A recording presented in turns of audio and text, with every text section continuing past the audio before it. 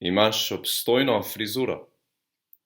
Medtem ko učenci z Olske gore občudujejo lepoto Jeruzalemskega templja, eno izmed čudes antičnega sveta, ga Jezus zaradi njegove sprevrženosti obsodi na propad.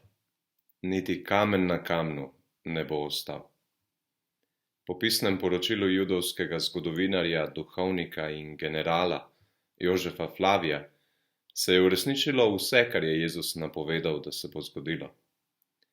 Do danes je ostal le tako imenovani zid žalovanja, ki je zgolj podporni zid za ploščad, na kateri je bil zgrajen tempelj.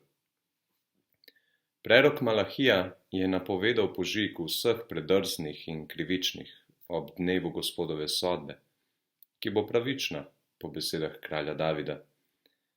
Ta pravični sodnik je Jezus in ravno v njegovem imenu opozarja apostol Pavel tudi predrzne lenuhe, naj delajo in tako v miru jedo tudi Jezusov kruh.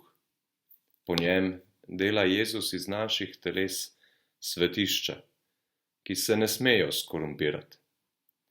Niti las iz glave se vam ne bo izgubil, je Jezusova vstajenska obljuba za zvestobo do smrti.